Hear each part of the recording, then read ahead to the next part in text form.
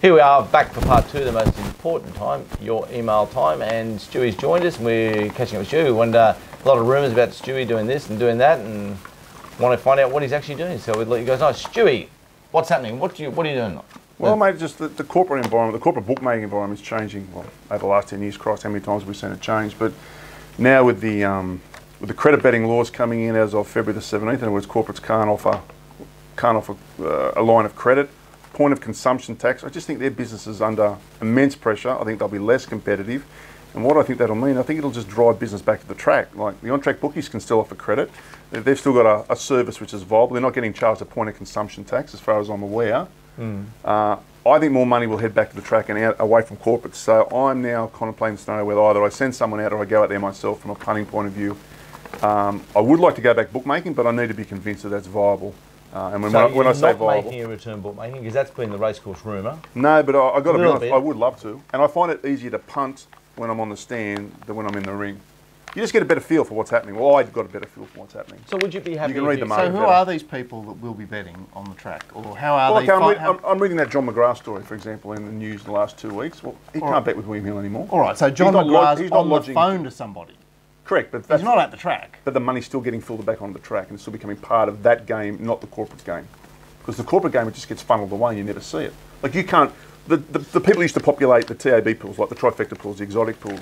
They used to create an unders and overs market for you to bet into. They're now betting into those sports bet pools, or whoever, sporting bet or whatever. Betting into those pools, they're isolated. You can't play against those mugs, for want of a better term. Yeah, they've been stolen. They've been stolen. It takes away an edge for you. Now that money's coming back to the track. Not so much the exotics, but the credit betting scenario. But who's going to go and fetch it? Who's going out there to redirect it? Well, he doesn't have any other option. So what you're saying? So those punters want to back things to win 30,000. They're not lodging 150,000 with bookmakers. Yeah, but are they thinking? Oh, I better find myself an on-track bookie? Are they thinking that? I think so. Well, they had no option 10 years ago or 15 years ago, before the influx of the English corporate bookmakers. Surely it's not, unless you're new to the game and you don't realise the options available to you. Surely that's the only way they can diverse, or the only way they can spend their money. And they'll all be on the phone. I would assume most of it would be on the phone, yes. Let's just talk first about the bookmaking, because you said if you're going out there and you're going to look to see if bookmaking's viable. I've said you're going to... I want to see crowd and money. I said, well, you're going to be disappointed. Okay, well then... my words. But that's my opinion. My opinion's... No, and I think you're probably right. I doubt whether I'll come back as a bookmaker. I would like to. Let's say you did come back as a bookmaker. Yes. Would you be happy to work in the outer? Because there's no spots on the rails. Really? How many bookies are out there? 9. There's no spots. Well, I guess I have to start where I have to start. I've done it before, I'll do it again. Would you start there? Well, I wouldn't want to, but if I have to, I will. So you'd be pulling rank. See, no. Mate, I haven't Leo fielded for 10 lost years. his licence, right? Yep. Whatever for, and I don't think it was fairly, but he's not there at the moment. His spot, Dan came down, and a young bloke came through, straight onto the rails, Mark Alardi, who's doing it. Yeah, I know Mark. He's offering a great service. Poker player. Oh, Mark plays poker, is he? I didn't know that. And doing a whatever job. But they're talking now that Leo, who's taken the stewards to court, wins, which I think he will win. You can't just take a man's livelihood because someone wrote something in a paper. It's just ridiculous, but it's before the court, so I don't want to comment. Yep. You get in more fucking trouble. Even if he comes back, they're saying there's no spot for Leo. Okay, well then I'm going to the outer then, aren't I? Yeah, because there's no spot for Leo. There's no spot for S. Davidson, who once was a bookie 25 fucking years ago. It was 10, by the way, don't exaggerate, but anyway. You were a bookie in 2006. 2008, AI. AI was late 2007, early 2008. Wow, I thought it was 25 years ago. Jesus Christ, mate. I'm not even 50 if you had me gone as a 25-year-old. Far out. You just make this shit up. Well, yeah, guess what that's saying. Haven't you worked for it before? But okay. But don't there have to be sort of Michael Sullivans that go out and find these clients and say, you can still bet on the track? Mark, if they've got no other avenue, where do they go? I'm just wondering how they think to just contact their on-track bookie. Well, my point is, they get up in the morning, they usually get up in the morning every Saturday and having a bet. Now all of a sudden that avenue's taken away from them. Someone needs to be telling them. You haven't got a list of clients ready to bet? No, definitely not. You're just saying, I'm going to start again afresh. But I never work like that. I trade off my prices, you know what I mean? And I trade on whatever's in front of me. I would hopefully, though, I would still be able to get a few customers. I had a feeling you had a list. No, definitely But not. okay, so could you see... I did have a very big list, but I'm assuming they're now betting elsewhere, but I would recontact them, that's for sure. So are you thinking like, the punter's pal gets a hold of like a ton more of these and suddenly he's betting back through the ring like constantly. I would hope so. Yes, exactly. But the punter's pal also has to be careful that his turnover doesn't get over 30 million. Well, it's pretty hard to turn over 30 million on the track. Is it? Hard. You basically work 1 day a week as far as turnovers. Well, he can turn over 600,000 on a Saturday. He's got blokes having 20 each way on things. Okay. Yeah. All right. So you've got to bear. Okay. Well, that's It's 600,000. That's Saturdays, but on Wednesdays. all right. So it might be 30 million. It It might be 30 million net. So What does that mean? If he's dumping half of it into the ring, Oh, okay. then the net comes down by half. Okay. Maybe I'm not that's- sure. I read the act and it only just mentioned the 30 million, but I'm sure there'd be some provision put in place. But wouldn't you sort of for like sharing the form a money around. cartel where? Yeah, there's like a trust fund. You know, you Yeah. get a bit, you get a bit.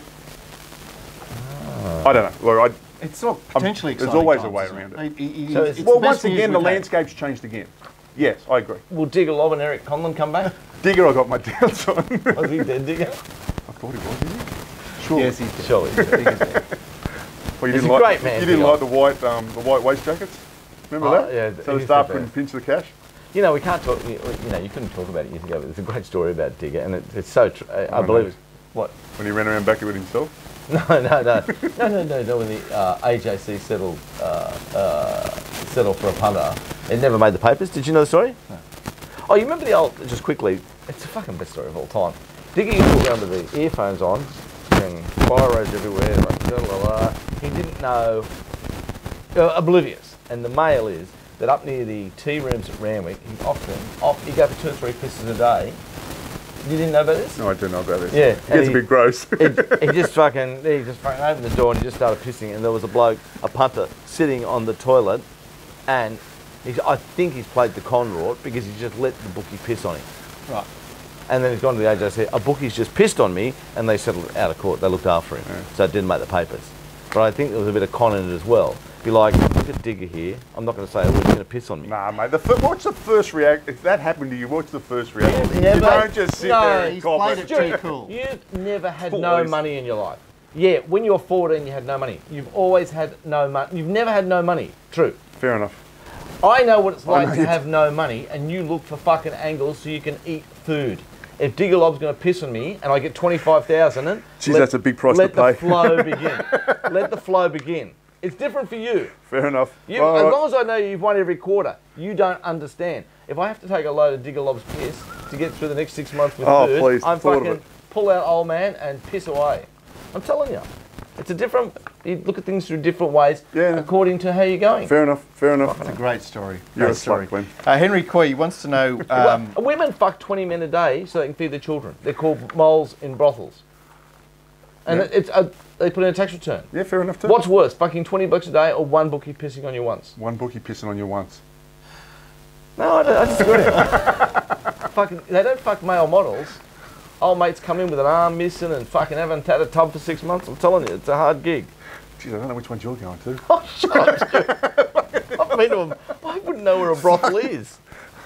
Fuck, imagine me in a brothel. I'd run, get everyone a cup of tea and run home. Oh. Best story I heard about Digger Lob was he couldn't find his staff, got off his stand, ran around trying to back this horse back, all the way back to his own stand and backed with himself. Oh, there's top odds. It was always top odds at Digger's stand. And he looked at the cut and he said, how come we stop getting fractions? Oh, we missed Digger Love. That's funny. We miss all that. Henry Coy, he says he was watching the Betfair interview with Gordon, myself, and Tim Moore-Barton, and he wanted to know whether Betfair have to pay commission to the other sports. Do you know, Stewie, if they... No, the corporate bookmakers definitely do. So considering the court case deemed them to be a bookmaker, or that's the argument they went in with, I can only imagine that they have to. Right, so Betfair have to pay some sort Well, of... the corporate bookmakers, they want to bid on the NRL, they have to pay the NRA product fee. They want to bid on the ARU, whatever it is. So they're all paying product fees. I can't imagine how Betfair would be any different. Yep. Especially when considering mistakenly that was their argument in their court case, that they were a bookmaker for God knows why they made that argument. How's anyone worked that out yet? Oh, well, they claim that they got done on a technicality, which They're a broking the house. legal team should have seen and didn't. That's what happens when, unfortunately, you see it in all walks of life. Like, there's racing people and there's finance people, and trying to get them to mix and run a bookmaking And business. it's like racing at the moment. They bring in marketing people and they think, oh, we'll do this. And it's the wrong play. And they're great at marketing, but they know shit bugger all about racing. I don't know anything about racing. I know. Mac has said, just read a story in our Sunday Times how protest results can drive you crazy. Back in the 70s, a Chinese immigrant named Henry Lai fell in love with the trots in Kalgoorlie, got a trainer driver's licence. It'd be Henry Lee. L-I in Chinese is Lee. I am now the official fucking spell check in this joint. That's unbelievable. How do you say Henry Lai? What are you right, sweet. Lee. No, you got that right, Glenn. He got a trainer driver's licence. He drove his one and only lifetime winner, and because the second horse interfered with him in running, he lodged a protest. Dismissed. Was it a counter protest? There must be more to that story. Maybe there's a counter protest. What was it? First against second? He got interfered with. And he's still on the race. That's surely not. Oh, what a great story that is. Oh dear. Teen Queen has been watching, she's been sitting at home watching Sky Online, so she watches the Racing New South Wales feed. Yeah, or the tab feed, or there's quite a few of them. Oh, right, okay. Last Saturday the delay was 29 seconds. It ruined my day as it rendered all in-play useless, and I didn't even know when the market was going to switch to in-plays. I had no idea how far from being loaded in the gates and let go they were. Yeah, I can feel it. The last 30 seconds of Betfair betting is so important. It was like going back to putting bets on at the tab without knowing what's going on in the marketplace. Yeah, I can feel her pain now. Because I've been building this house, I've been living in a unit, and I just thought I'll get another monitor and I'll just put one of these internet feeds of the races up on that. Yeah. And mine was 15 seconds behind. That was at 120 megabits per second. And watching something shoot to the front and glancing at the Betfair screen and seeing it trading $10 is quite off-putting to say the least. So why is the feed so far? Is it meant to be that far behind? I know, for me it was 15 seconds. But is it, so I got another Foxtel unit in the or room. is it, sorry, mate? I don't know. Foxtel's what, 1 or 2 seconds behind, is it? Yeah, 2 or 3, I think. Yeah, that's close to 2 or 3. And for me, the internet feed, or whatever you want to call it, was another 15 seconds behind that. And I can understand teens' pain there because it is really off-putting. First of all, in-play betting is just, even if you want to lay something in the run, you can't give someone else 15 seconds head start on you. No. You can't give them 3. How many fillings have gone been over? So yeah. Right. So your only option is to have a pay TV subscription. Yeah. Well, first thing I went and bought a 50-metre HDMI cable. I just connected it because I didn't want to wait a month to get another Foxtel unit, and just ran it from the existing one, which was in the lounge room, into my computer terminal. Right. At least. And it wasn't so much in-play betting. It was just watching, watching something shoot to the front that you're on, go son, and then looking down, going, why the hell is it trading such a long price on Betfair? What was it, 20s or something? Can I get more? And you just know you're going to be watching. It was very frustrating. So, have you got the NBN, Stu? Is it in Bondi Junction? I don't know, because it is at Coogee where I'm building the house. At Bondi Junction, I'm not so sure. But at 120 megabytes per second, I would have to say it probably is. Yeah. So Matt Taylor, great friend of the show, he did put us onto the fact that you've got to get the top tier NBN. Don't be. Apparently, a lot of the oldies have been sold the second or third tier NBN by Optus, maybe. I don't know if I'm allowed to say that, but yeah, it's still running over fibre optic cables or something. Yeah, but it's slower than whatever. Anyway, the internet in this country is still, it's disgraceful compared to the rest of the world. All right, but we don't know whether that can be improved upon. The feed from the internet feed of the races is it's just slow. Don't do it. Don't know why. If anyone knows why, please tell us. Hi, gents. I'm starting to get some walling feeling in this room. It is very 1970s disco, isn't it? It's just like walls everywhere. I'm loving it. You're in the spotlight. Feeling very comfortable. Yeah, strobe light. Huh? Yeah, strobe. I was listening to the rant, and I think I can give some illumination of the request to lobby the tab over 10-cent increments. So, Stewie, last week we had Kieran write in and say he wanted to be able to bet in 10-cent increments. Definitely got to do with exotics, namely around exactas, trifecta first fours. If you have a group of horses that you've selected in your exotic, it's obviously better for the longest priced horse to win, blah, blah, blah. When you place a flexi bet through places like the tab, it evenly proportions your money across all combinations.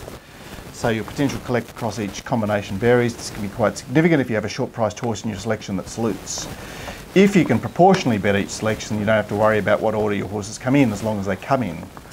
Being able to use 10-cent increments allows you to place more accurate dividends, allows you to stake for a similar result per combination without having to bet huge dollars each race. For example, if you're backing 5 horses for a trifecta, 60 combinations, your smallest bet, where the longest priced horse beats the next longest and the next longest, is a minimum of 50 cents. To match the collect for the other 59 combinations, it will cost you far more than the 50-cent outlay on that first combination, quickly racking up a large outlay for that individual race. This isn't something I do anymore, but I used to play with Reward Bet, an online app. Did you ever see that, Stewie, Reward Bet? Yeah, they were taken over by your mob, weren't they? well. He goes on to say, Who's the unlock? Top better. Oh. an online app that proportions your exotic bets automatically given a total overall outlay. Now they've linked up with Top Better after the collapse of LuxBet, who used to allow bets in 1 cent increments, and with rumours of their own financial difficulties. Allegedly, the major source of revenue is new shareholders, and they're holding out for a takeover offer based on their global tote product. Aside from the fact that I think that they're a pack of ... based on my biased and unfettered love for the punter show raving rant, I have no intention of using my reward bet account until someone else pairs up with them. I hope that helps explain the 10-cent increments request. No, he's exactly right. He's exactly right. And if you are that size of a punter, then 10-cent increment will be very beneficial. But he can start by those 60 combinations in his trifecta, breaking them down into more than one ticket. That flat staking mentality just doesn't work. He needs a proportional stake, and if he has 60 combinations, then he has to break that up into X number of tickets. You can't just put it on as 5x4x3 combinations and have it on one ticket. Right. Because you're staking the 20 chance the same way you're staking the 2's chances, crazy, and that makes no sense to anyone. Well, anyone that can be bothered having more than one ticket. True, but unfortunately, if you're going to play this game properly, then You got to play properly. yeah. Exactly. And I heard listened to a very interesting business of betting podcast with Dean the Trial Spy, and God, he just talked sense for 3/4 of an hour. Okay. Hi, Mark, Glenn, and Stewie. I concentrate my betting in Melbourne, but love watching the show. I follow the Sydney races, but have trouble getting confident on when to bet. I get Danny O's BetSmart prices and ratings for Melbourne and Sydney, also the Mounting Yard Mail and Mark's sheets. I'm trialling a system where I try and tie in all the information I have. Compare Mark's sheet with BetSmart ratings, Mark's selections prices compared to the BetSmart prices.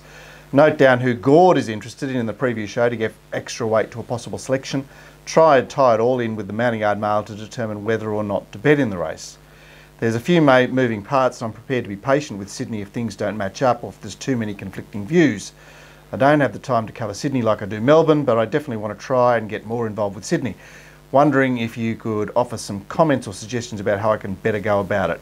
Thanks for the entertaining and informative viewing and getting me keen to get more involved with Sydney racing.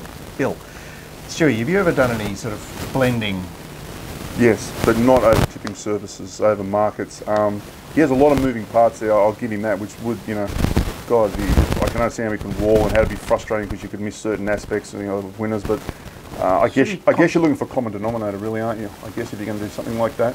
Should he concentrate on maybe 2 parts, like when they're aligned, like Daniel O'Sullivan's and mine, or Daniel O'Sullivan's and the Mounting Yard Mail, or Gord it seems and the Mounting Yard Mail? It seems like he has a lot of things there. Maybe he should just concentrate on his own stuff and then bring all the other views in a little bit. I would treat it like a scatter grid, like, how can I explain it? Darts on a dartboard. So the darts that miss by anyone whose selections are sort of, way out in left field, I'd eliminate those and see where the greatest concentration is towards the middle. Okay, so some sort of consensus panel. Yes. Tipsters poll. And weight it, I guess. I think that's... Stick with There's the a lot Mounting Yard Mail. of regret factor if you do it that way, but because you're always going to be and ahhing, you know what I mean? And there's so many different permutations or way you could approach that finding the right one is going to be tricky to say the least. Well, it's certainly worth having a look at, isn't it? Well, I think two. I think two is enough. Yeah, pick out. yours and Daniel's would be, in the Mounting Yard Mail. Yours and Daniel's, and then see if it marries up with Glenn. Okay. I wouldn't be going too many more. Jeff, he wrote in. Is that the dog booking? Same question. I've never heard that name any other time. No, neither have I. Jeff, the only good thing I can say about being charged the super premium charge, because we did obviously canvass that, the premium Betfair premium charge in the interview, is it stopped 99% of my betting and my health improved after I lost my 20 kilo Betfair belly. That is very funny. In fact, it doesn't sound like that dog bookie because I don't remember him being a funny bloke. No, he was very serious. Oh, he was very serious. And I don't think he's been at the dogs for a long time. He was there when me and you were there. 25 years ago. Yeah, but... Could be. It could be. And especially if he's betting on dog races, because I found one thing that people that specialise in dog racing can be so much better than the market in general. It's not funny. Like in our game, you can have a small edge on the market, Dog people. Dog people can have a 10, 15, 20% edge on the market. And they, liquidity's not there for them, but... They just, what's going to go... But my understanding of this super premium charge yeah. is basically just for traders. It's for people that are just sniping bits of money out of the exchange all the time. Okay. So have you ever accepted the premium charge? No, I have not. He doesn't. And I don't know too many gamblers that have. I know traders that have. You know, people have got a model where, automatic betting programs are just keep No, you taking get the the pinch. premium charge? Yeah, I'm not too Because I'm sure he was like hugely blowing up about it at one stage. I'm a snow-free zone. Really? Nathan was blown up about something? Now I'm definitely not involved in any. Be very wary what you say about the snow stuff. No, I like Snowy. All right. No, you do, but no. I'm snow-free zone. Snowy will be appearing in the New South Wales team that takes on Victoria on Thursday night. That Glenn's coming to, and Stewie are coming to throw something at. Yeah, good luck, New Nathan South will do a Wales. very good job. There you go, Snowy. Right, so you don't have an opinion about the fact that they're levy a premium charge. They're trying to say that they're Robin Hood. I think that, personally, and I don't know this, obviously I don't work for Betfair, but I think what they're trying to stop is people just continually taking money out of a market. So people have got a trading algorithm that just keeps snipping. They want to tax those people more heavily than they do the people that are gamblers. It makes sense. But that's So fine. they're taking liquidity out of their market. That's fine so long as Betfair do return it, isn't it? If they don't return it, it's the same effect, isn't it? It's I don't know taken, that removed. But we once spoke. That's a long bow to draw. I don't think we they're spoke to the returning. Do you? Betfair bloke, the head of Betfair. He spoke very well. No, we spoke to the head of Betfair bloke before him. Oh, right. I'm Andrew talking. Twaits. Yeah, 6 years ago, and he said to me that basically, if you have one person that snipes and wins all the time, and So that's a trader. yeah, it means you've got to have people that lose to him. Eventually, when all those people lose, they leave them, and Betfair's got to go find another 7 person because this person wins off them all the time. That makes sense to me. And he goes, how are they any good to our business if they keep getting rid of people? Yeah, so that's why we have to that makes overchange perfect them. sense. And it made sense to me. Yeah. Yeah, I suppose the whole idea is that if everybody loses a little bit, it's Our a perfect business. is our trade is good for Betfair. Well, not in New South Wales. They're hopeless for Betfair in New South Wales. Well, I just thought it was another revenue stream considering New South Wales, considering, Because they provide liquidity. Yes. Well, actually, they're taking liquidity out of the market, actually. Oh, I fucking don't know what goes on. All I know is I'm snow-free zone. That's all I know. I know what's snowy blowing up every week. Snowy blow up. What? I'm snow-free. I'm not making any So he more. blows up at you. That's all I'm No, I'm snow-free. Fucking snowy. Matt wanted a definition of a long odds chance. Long odds on chance. Glenn, you want Well, I think self-explanatory, isn't it? Pretty simple. Well, that last month, I suppose, a long odds on chance got beaten last Wednesday at Canterbury, didn't it? what at 5 to 2 on? That's long odds on, isn't Yeah. it? But Shorter than 2's on, I'd say. But that would then say that 5 to 2 is long odds against. Yeah, it would say No, that. but we don't And see 10's on, so you can't We make... do. you We can't- see winks all the time. We've seen. okay, What about all right. Stu? Wait, Do so you we- remember no. the first half of your career? How We many never of saw those black caviar winks prices did you We ever never see? saw them. Catlin opening went round very, very short. Yeah, but we've never seen them like career in, career out. We've seen Like two Catlin. mares. We've Yeah. seen one is at the 25 starts for 25 wins, and then she's run into another one, and then when Winks finally goes after this year, see you later, Winks. Fucking never again. We might have a 20-year game. Yeah, good point, mate. I remember seeing a minute ago when I think it was pre-Catlin, it was like $1.05, Paul and Sullivan. I'd never seen that price. We Yeah. saw one at But Newcastle. it wouldn't have the been. It two-year-old would have maiden. been 20s on, you mean? In the Yeah, two- 20's on, $1.05. We saw the Oh, Brian social Matheson. path. Yeah, 2-year-old Coca-Cola. Yeah. And unbeatable it was. I think it was got $1.10. beaten, didn't Got beat, yeah. Yeah. And everyone went, oh, it got beat. Oh, that wasn't a chance if Betfair had been invented. That was weird. Yeah, no, we don't see that. You're right, mate. Yeah. Macca writes, hi guys, for your So information. I think $1.30 is long odds on. You'd agree? I think it's shorter than 2's on, is long odds on. Yeah, I agree with that. But I that's how much. the corollary is The $3.20 is not long odds. Yeah. I get that too. Just because of the spectrum, we don't see many. I know Winks and Black Cab ever seen a film. We don't see many 10's all on. right. So anymore. you're saying it's about the frequency. All right, Yes, here's the correct. question. What's long odds? What's long odds? Yeah. Is 10's long odds? No, not really. 20 is long odds. Yes, it is. Somewhere between 10's and 20's. 14's, no. I'll go 20's. 20's or longer. Okay. Beyond 16s. Do you remember that board? Well, used to we're go on the same 16, range. 20? I said 14s and over. Because I just did a quick flip in my head. Well, I was thinking, I like Mark taught me years and years ago, I comment on pricing, so 16's is some rough chance. So I guess I'm saying 16's is a rough chance. So lines 15, 16. We're in the right I area. found that book, by the way. Bookmaking, Clarking and Punting, A to X. Oh, sorry, say that again. It was written by this Victorian bookmaker in 1980. Victorian as in the Victorian era, or as in Victoria? He was probably from the Victorian era. It was A.J. Conroy. It was like a long-standing Melbourne bookie. And he wrote this book called Bookmaking, Clarking and Punting, A to X. There wasn't much about punting. There was a little bit about, and there was a little bit about bookmaking and clarking. And that was where that theory came from, you know, the good chance, the some chance. So he broke up the fractional odds into categories Yep. and then tagged them with a name. Yep. I agree. But that's the way even subconsciously you do it, even if you don't realise you're doing it. I agree with that. You know, when you talk about an even money chance, you're thinking it's a good chance even if you don't like it. Is it a good chance or is it a strong chance?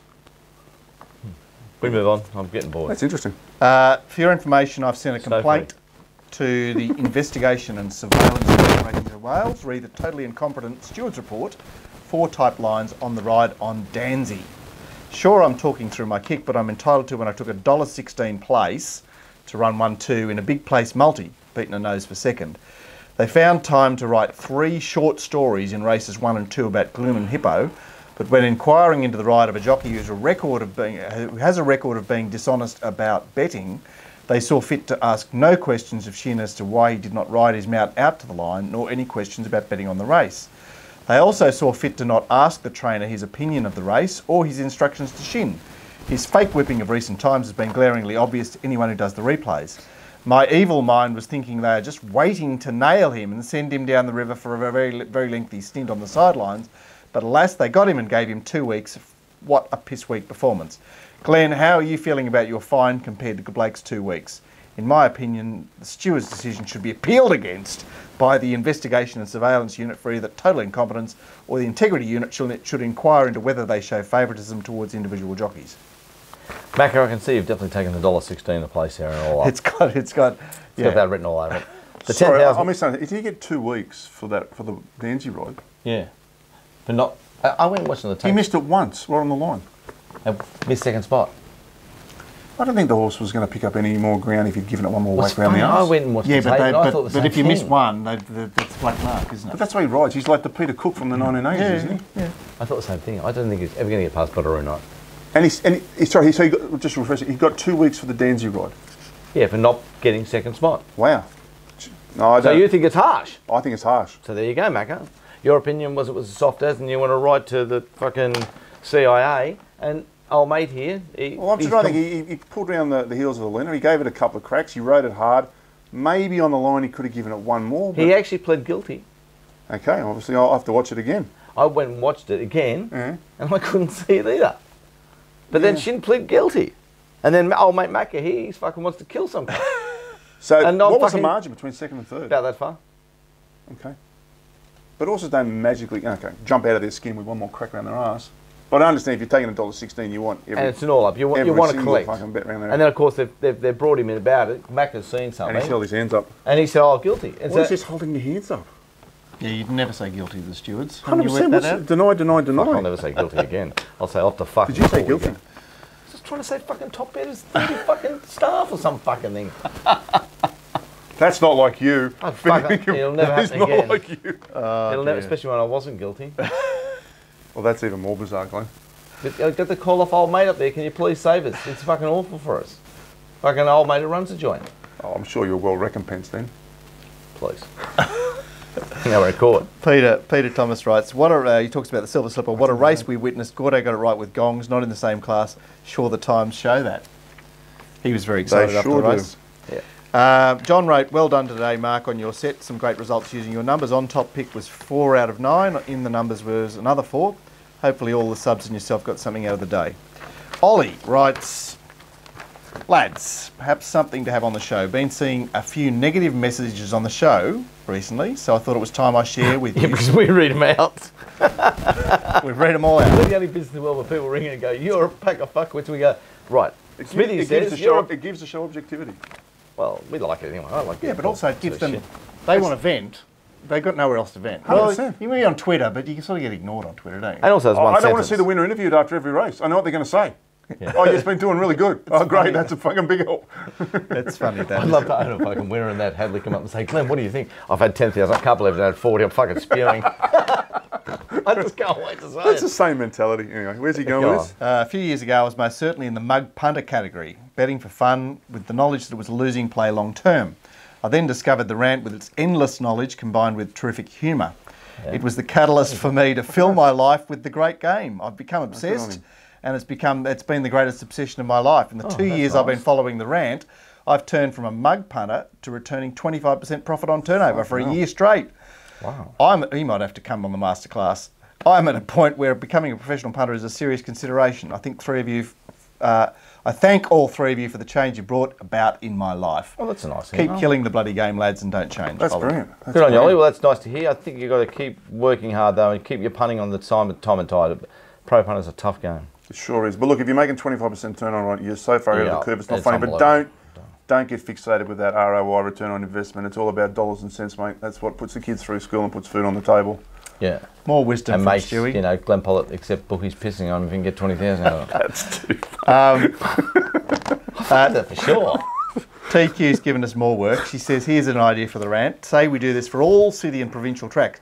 We organise and film the three of you walking the track with the track curator, talking as you go about the course itself, different rail positions, different barrier positions at the different start distances, and anything else that might be interesting. TQ, we never stop working. At around there. You Hawkesbury, guys for walk the instance, starting inside a barrier at the 2,000 metre chute, it's a bit of a hill there, showing the view ahead for the horses and jockeys and talking about the advantages of different barrier positions, track conditions, rail positions, while walking down to the 1,800 metre start and doing the same thing. Same at the 1,500 and 1,300 metre starts, and then going to the 1,100 metre chute, around the home turn and down the home straight. Not sure how long it would take to film, but maybe 30 to 60 minutes per course.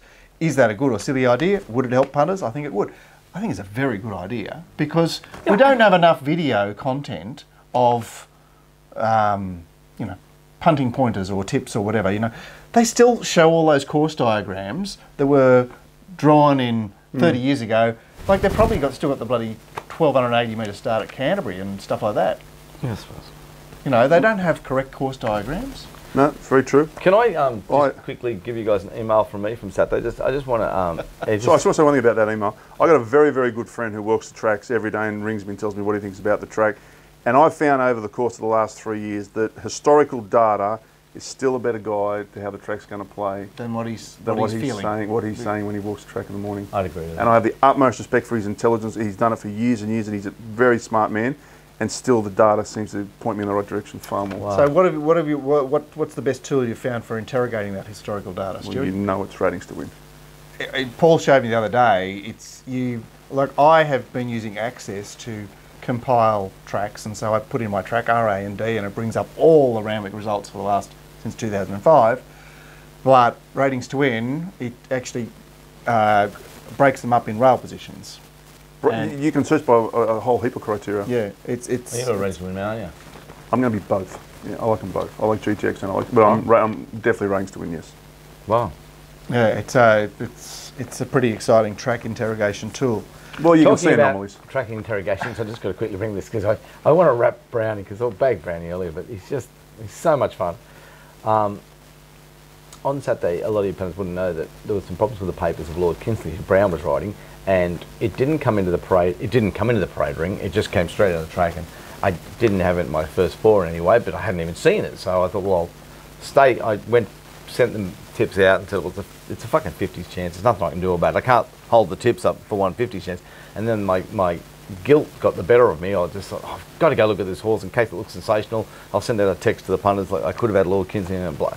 You know, I didn't want it winning at 50s and then people saying, oh, you didn't see it. Like, well, fucking, what are we buying your product? Anyway, it looked shit out, so it was no problems. But as it came in from Rose Hill, it's walking this way. Brownie's walking up this way, and he's got like 5 stewards. It was like a rugby scrum, and they're walking along like this, and I'm the only one there.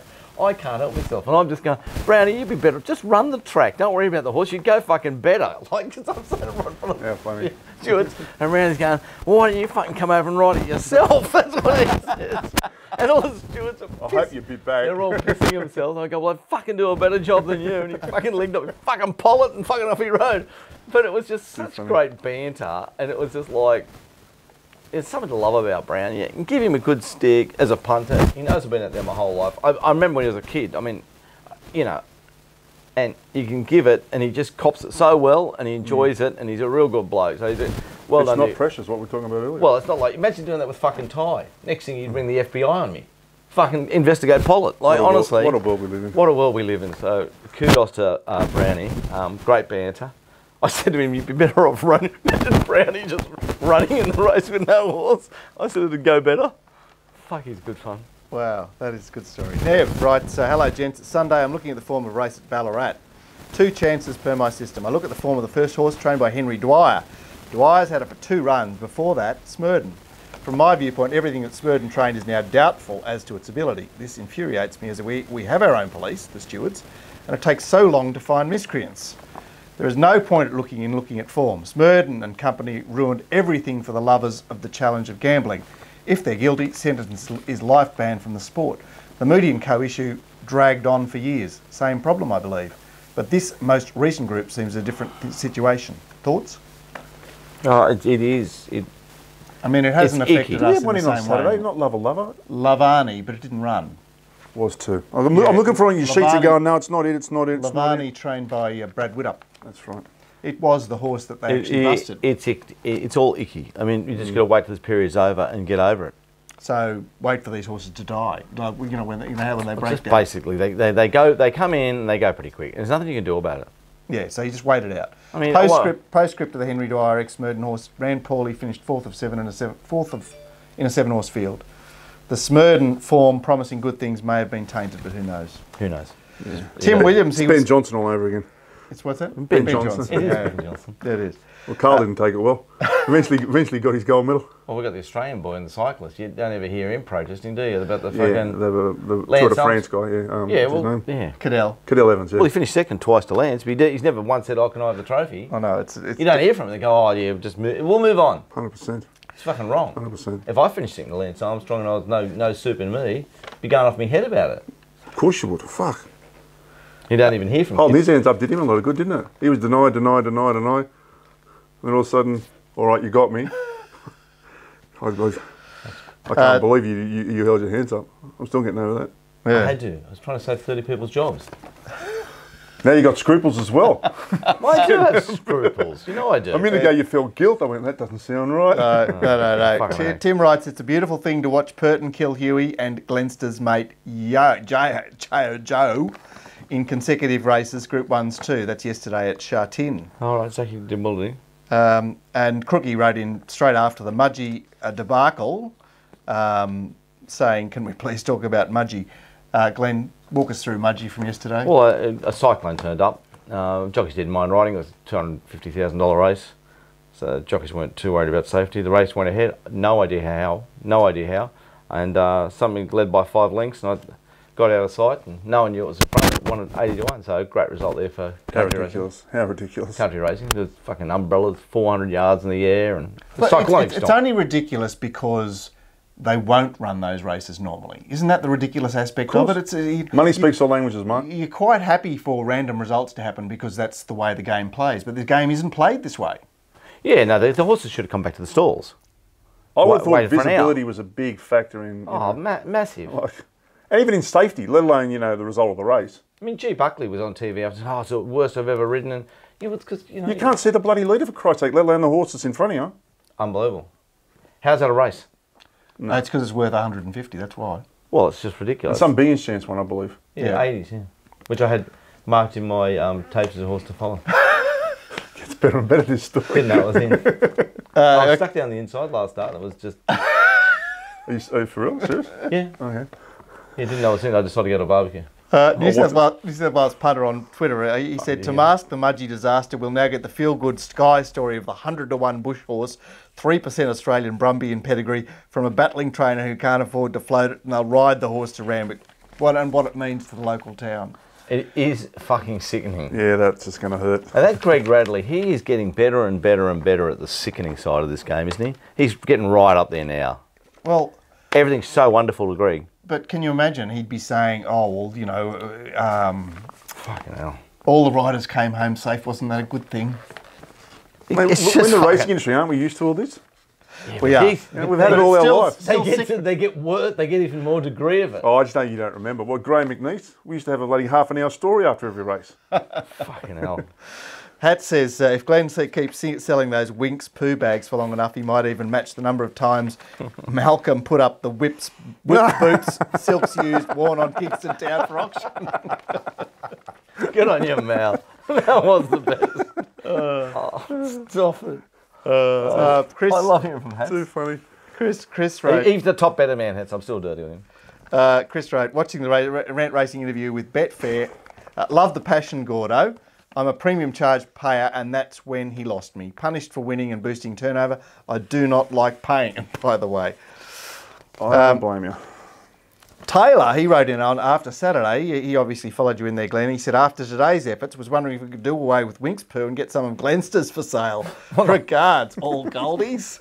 What did I do? Yeah, Mounting Yard Mail was sensational on Saturday. Oh, I thought he was bagging me. No. He was very happy. Good on you, mate.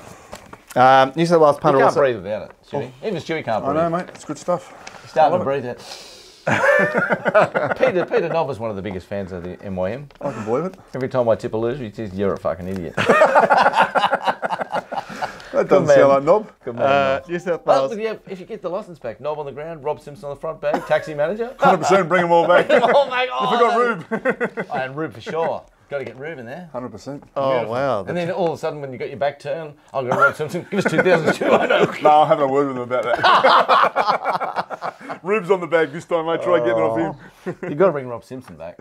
I think he works for Dr. Nick. Doesn't matter. He's a good man. No one's leaving Dr. Nick to come work for me. I'll give you the drum. No, I don't think so. New South Wales punter writes, how do Betfair see themselves enticing active New South Wales punters back from offshore operators like Asian Exchange once they've got accustomed to their market volume and commissions? Surely a little more than tracksuits and board shorts are required. Probably. Stu, have you had any exposure to the Asian Exchange? No, I looked at it. I didn't go ahead and do anything on it. So, no, I can't comment.